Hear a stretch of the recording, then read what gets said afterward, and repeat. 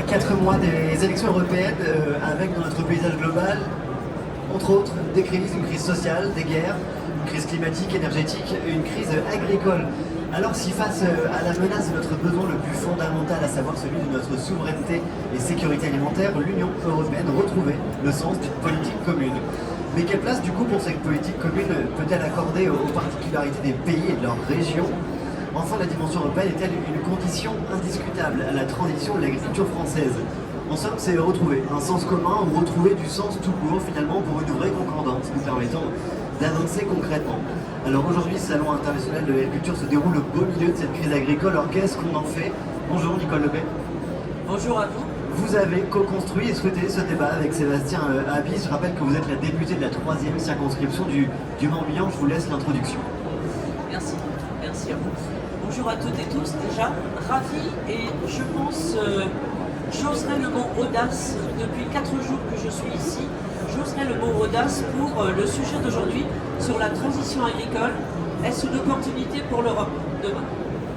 Donc pour m'accompagner, j'ai, on va dire, des VIP, des personnes très compétentes qui connaissent bien l'agriculture, qui sont capables avec nous de travailler le sujet pour l'Europe demain. Simplement. Moi je suis agricultrice dans le Morbihan, en volaille plein air, circuit court, avec un atelier de transformation sur place et un atelier de vaches allaitantes, de vaches charolaises, et je suis en pleine transmission. À vos côtés, Sébastien Habis, avec qui vous avez co-construit ce débat. Pourquoi?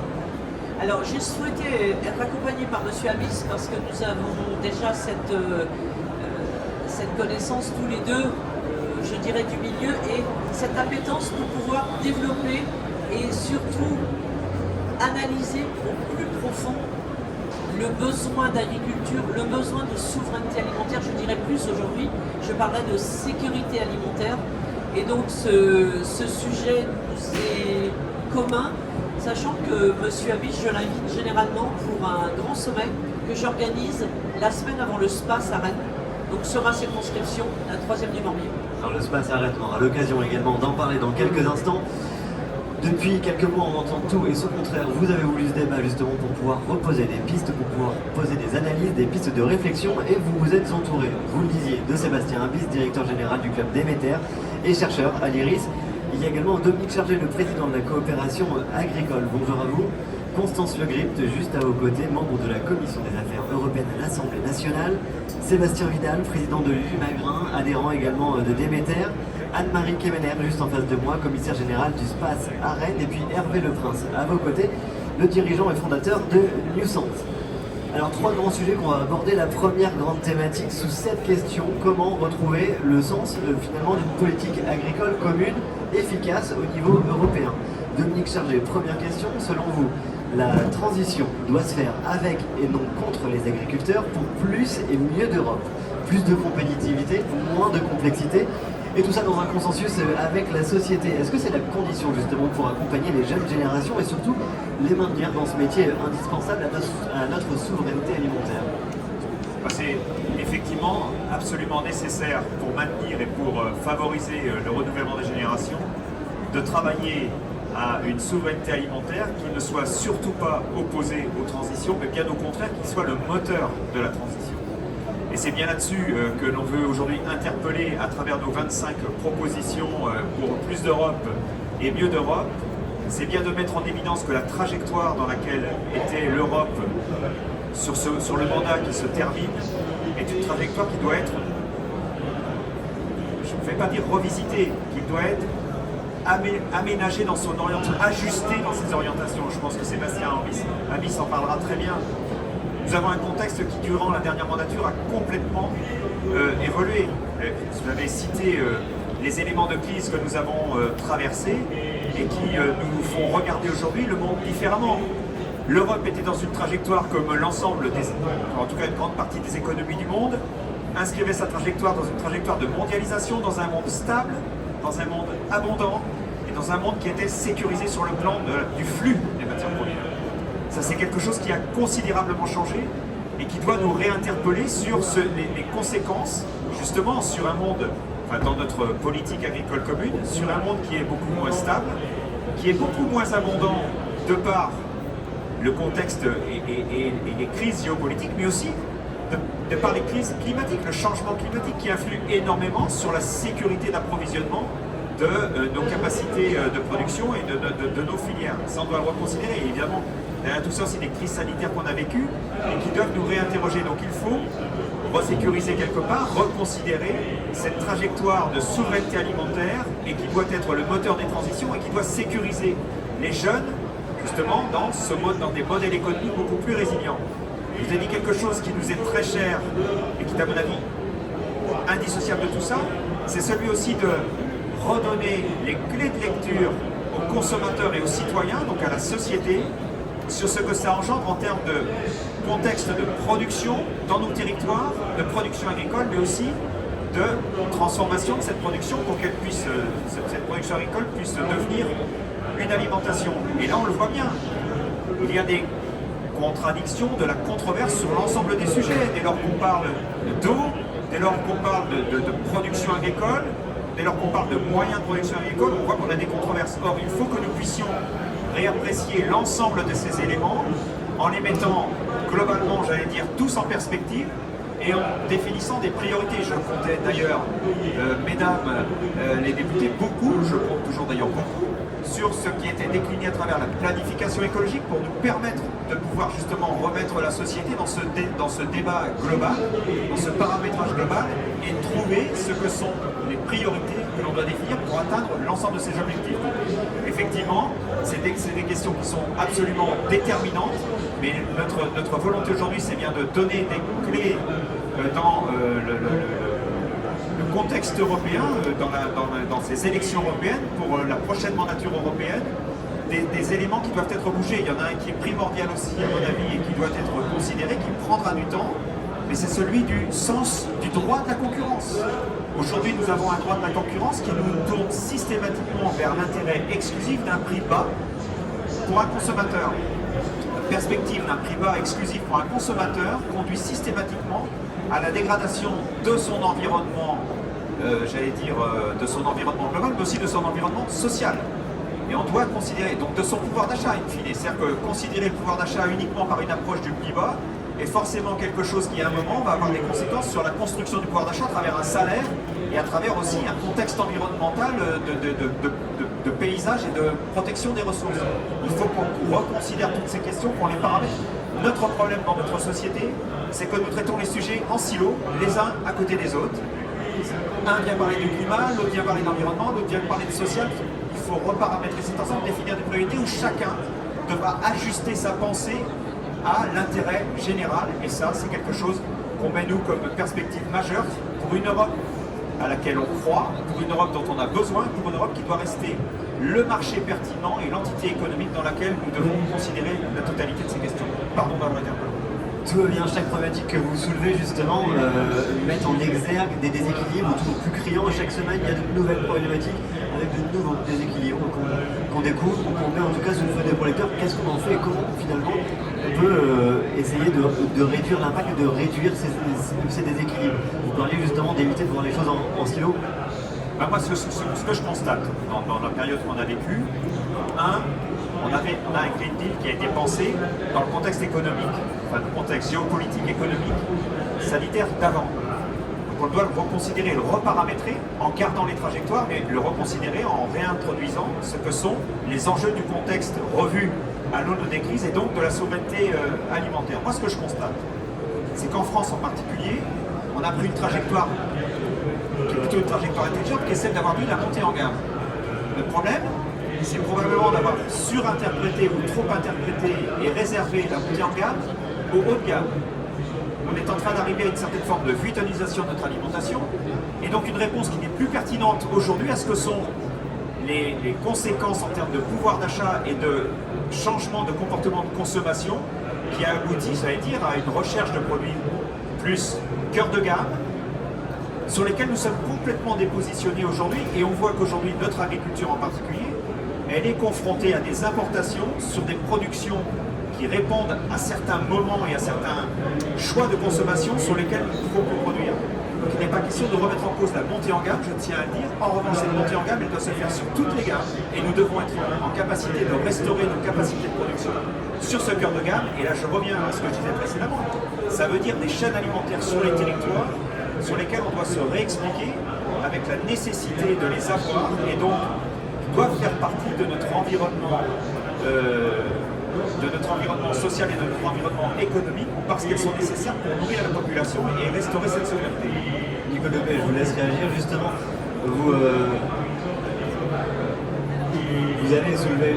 En effet, depuis 3 à 4 jours, j'entends parler du prix plancher. Je me dis qu'il y a une seule production dans le monde entier qui parle de prix plancher, c'est l'agriculture. Je me dis comment on peut rester toujours sur l'atténuation vers le bas.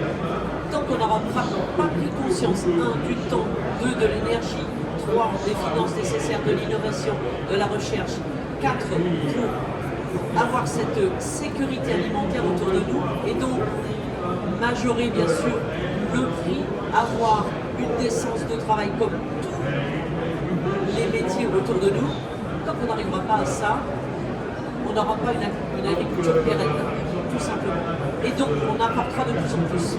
On apporte des choses, des produits qui n'ont pas de sécurité alimentaire, qui n'ont pas de traçabilité alimentaire tout simplement, alors que nous, avec nos différents paysages dans l'Europe, nos 25 pays d'Europe, 27 pays d'Europe, excusez-moi, nous avons 25 pays toujours en paix, je souligne quand même, toujours en paix, mais qui ont aujourd'hui 27 paysages différents, excusez-moi, 27 productions différentes, 27 histoires différentes. Mais nous avons toutes ces compétences, nous sommes capables de le faire.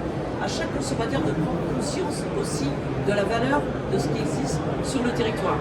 Juste ça, et le prix plancher. Moi je suis très fâchée avec ce mot, je ne comprends pas qu'on puisse l'afficher encore une fois à l'agriculture. Mais je crois savoir d'où sont les belligérants qui donnent ce mot-là. Et on va y revenir. Alors, juste, Constance Le Grip, je rappelle que vous êtes membre justement de la Commission des Affaires européennes de l'Assemblée nationale. Nous vivons actuellement une crise européenne sans précédent. Face à notre besoin le plus fondamental de sécurité alimentaire, est-ce que vous pensez que l'UE soit prête à se doter de cette fameuse politique agricole commune, compétitive et durable? Est-ce qu'on y croit? Je souhaite ardemment que l'Union européenne, et que collectivement, tous ensemble, les 27 pays qui rejoignent l'Union européenne, les futurs députés au Parlement européen, la future Commission européenne, le futur ou la future commissaire en charge de l'agriculture soit ardemment dédié effectivement à reformuler les objectifs, non pas faire en sorte que la politique agricole commune voit ses fondamentaux être totalement bouleversés. Au contraire, c'est de revenir aux fondamentaux et reformuler un certain nombre d'objectifs. Je rappelle quand même, parce que vous aviez employé le mot sens tout à l'heure, le sens du projet européen, tout au départ, je ne vais pas être trop longue là-dessus, mais c'est quand même paix, liberté. Donc l'enjeu de la souveraineté alimentaire, l'enjeu de la sécurité alimentaire, l'enjeu consistant à faire en sorte que l'Union européenne, notre système d'alliance politique et économique commun qui forme nos destins communs depuis quelques 60 ans maintenant, puisse faire en sorte que les Européens soient autosuffisants sur le plan alimentaire. C'est absolument essentiel. Cet enjeu de souveraineté, d'autonomie est absolument essentiel. Et on voit bien à l'aune des crises, à l'aune du changement géopolitique, bouleversement des plans tectoniques en matière géopolitique, géostratégique, comme le président Jean-Marie Le Pen le fait savoir, est d'autant plus à réaffirmer. Donc nous allons, dans la campagne européenne, effectivement, j'espère tous ensemble remettre le sens de cette construction européenne au cœur de nos débats, les enjeux fondamentaux au cœur, ceux de la souveraineté alimentaire, la souveraineté agricole est au cœur, encore une fois, du projet que nous allons essayer de porter. Donc ça se décline par-delà l'incantation, mais c'est déjà important de remettre cela, le fait que nous souhaitons vraiment que l'Union européenne, nos 27 pays, restent des terres de production agricole et renforce même notre capacité à produire pour nos concitoyens européens, bien évidemment, mais également pour le monde. C'est des défis mondiaux absolument colossaux à relever et c'est véritablement, je pense, un défi et pourquoi pas une aventure enthousiasmante pour tous les concitoyens européens de non seulement contribuer à cette souveraineté alimentaire européenne pour nos concitoyens, mais également de participer à la résolution des problèmes majeurs qui se posent dans le monde et faire en sorte de relever des défis de nourrir l'ensemble de la planète. Et nous le pouvons. Pour cela, il y a un certain nombre de mesures à décliner. La Commission des affaires européennes, dont j'ai la chance d'être membre, comme Nicole, nous travaillons ensemble et vous permettez à la citadine que je suis d'être très heureuse d'avoir été invitée à ce débat. Je remercie ma collègue Nicole Lepay, avec laquelle je travaille en bonne intelligence sur beaucoup de sujets, d'avoir pensé qu'effectivement une députée des Hauts-de-Seine, parce que je suis une dans les Hauts-de-Seine, n'est pas totalement décalée, pas totalement déplacée, en tout cas je l'espère, dans les débats qui nourrissent notre conversation ce matin. Et donc nous avons, nous, Commission des affaires européennes, récemment décliné toute une série de propositions qui sont maintenant versées dans le débat pour renforcer notre souveraineté alimentaire. Il y a par exemple des enjeux en termes de droit de la concurrence, de politique de la concurrence, c'est vrai. Il y a des enjeux aussi en termes de politique commerciale. Nous faisons des propositions assez précises, sans forcément appeler un bouleversement des traités européens. Tout cela, un débat de spécialistes et nous amènerait certainement à une impasse institutionnelle, mais on peut, par la pratique, par l'émission d'autres lignes forces, par exemple, changer de l'intérieur, sans réviser les traités, les objectifs de notre politique de concurrence, donc de notre droit de la concurrence, changer de l'intérieur les objectifs de notre politique commerciale européenne, les clauses miroirs, par exemple, plus d'exigences en matière de réciprocité pour les produits agricoles que nous acceptons de faire venir sur le sol européen. Et puis, sincèrement, les enjeux, parce que ça c'est une actualité toute récente, les enjeux également de soutien à l'innovation et à la recherche pour accompagner, soutenir nos agriculteurs dans la transition vers une agriculture effectivement plus durable, respectueuse des sols et de la biodiversité, à même d'affronter les défis des générations à venir, est une question majeure. Et hier, par exemple, tout récemment, la Commission des affaires européennes de l'Assemblée nationale a rejeté une proposition de résolution, donc un texte porté, pardon, je vais faire un peu de, non pas de politique, mais un peu de naming, porté par des collègues de la France Insoumise et d'autres groupes de gauche qui voulaient interdire le recours aux nouvelles techniques génomiques dans l'Union européenne. Et nous avons au contraire dit que nous pensions que le soutien à la science, à l'innovation, à la recherche, que la possibilité de recourir à ces nouvelles techniques génomiques devait être considéré d'une manière positive, d'une manière concrète, positive. Ça ne veut pas dire qu'il ne va pas y avoir des garanties de la sécurité, etc., etc. Mais en tout cas, le soutien à l'innovation, à la science pour accompagner les agriculteurs français et européens sur le chemin de la transition et de la souveraineté alimentaire et agricole est absolument essentiel. Vous parlez justement d'innovation, de transmission, vous avez également évoqué l'opposition parfois des territoires, ça va être le sujet de notre deuxième thématique. Juste avant, une réaction de Nicole et puis peut-être de Sébastien Wyss.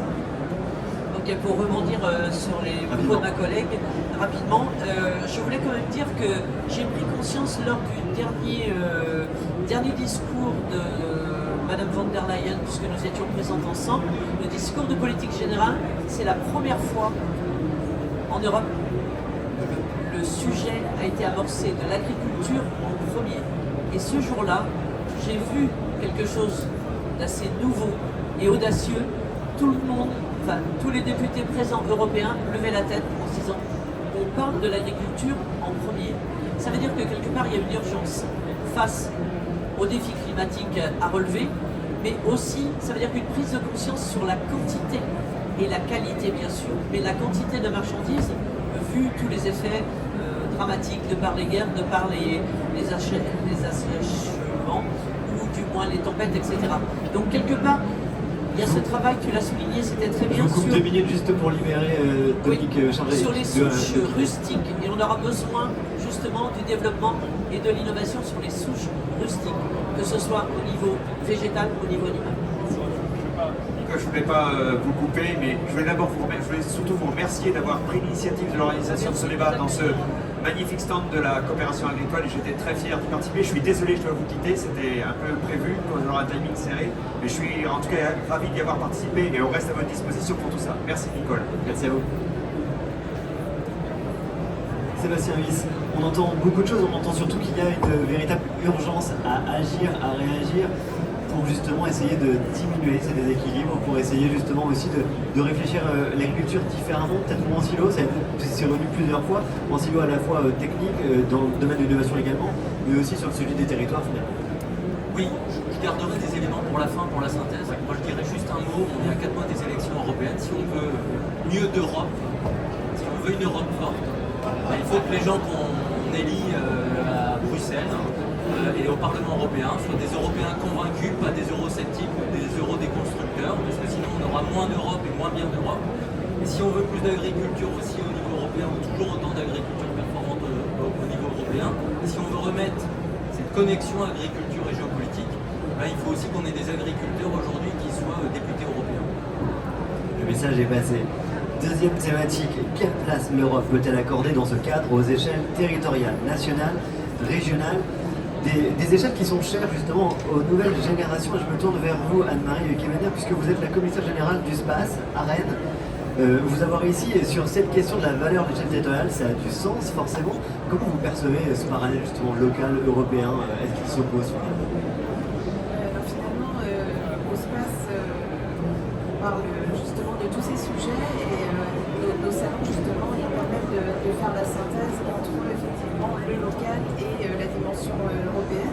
Je vais vous parler du SPACE en quelques chiffres. C'est 200 exposants, près de 100 000 visiteurs sur 3 jours, mais on accueille aussi pratiquement 15 000 visiteurs du monde entier en fait. Et finalement, notre salon c'est une formidable vitrine, comme aussi ici le Salon international de l'agriculture, pour justement rapprocher tous ces échanges à la fois au niveau territorial et européen et aussi au niveau même mondial, puisque en fait tous les savoir-faire qui sont exposés sur nos salons et permettent de valoriser le travail de nos agriculteurs au quotidien. Et comment ils sont perçus justement à l'échelle européenne finalement et même internationale? Et bien finalement on a toujours un regard extrêmement positif. Alors je le répète toujours parce que pour avoir porté la dimension internationale qui se passe dans différentes parties du monde, en fait la Bretagne et l'Ouest en général, ils sont vraiment vus comme une terre d'excellence et de référence en matière de savoir-faire, d'innovation et aussi de développement en fait finalement de l'agriculture. On parle depuis le début de ce débat de souveraineté alimentaire.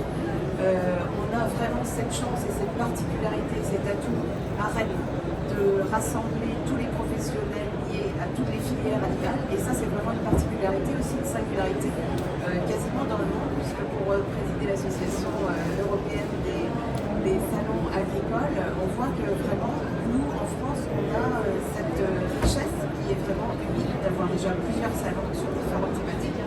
Il y a un salon comme le SPACE, par exemple, qui porte toutes les filières animales. Et on est très peu, finalement, de salons à pouvoir le faire au niveau, ne serait-ce que européen. Donc ça illustre vraiment toute la capacité de nos territoires à répondre aux enjeux de souveraineté alimentaire, à la fois au niveau local et au niveau mondial, en fait. Parce que, effectivement, nous, notre ambition, c'est de pouvoir, grâce au transfert en fait, de connaissances et aux échanges qui ont lieu sur nos salons, de pouvoir contribuer à ce développement.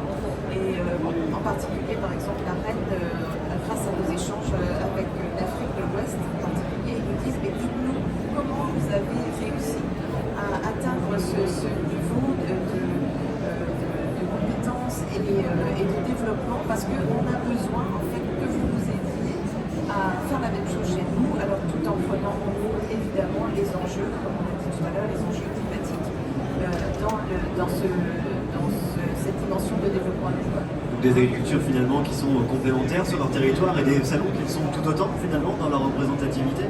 Absolument, oui, et c'est ce qui fait aussi notre fierté ici en France quand on rencontre nos collègues européens. Dans l'association, c'est la France qui est la mieux représentée en fait, parce qu'on a différents salons en fait qui portent à chaque fois l'image de leur territoire et en fait du savoir-faire des agriculteurs à chaque fois. Et nos agriculteurs, ils nous le disent, en tout cas au SPACE, ils sont extrêmement fiers d'avoir un salon comme le nôtre pour justement qui reflète exactement ce qu'est leur travail en fait finalement. Et ça c'est aussi pour nous une fierté quand on ouvre les portes d'un salon, c'est de permettre aux agriculteurs d'être fiers de leur métier et puis aussi de valoriser tous les jeunes en fait qui sont présents sur le salon parce que c'est forcément un enjeu fondamental aujourd'hui. Alors dans ces salons justement il est question de ces valeurs territoriales, mais il y a aussi un vrai problème qui est soulevé aujourd'hui, de stabilité des métiers, de sens donné. Je me tourne vers Sébastien Vidal. Vous êtes du coup le président de l'Imagrin, adhérent également des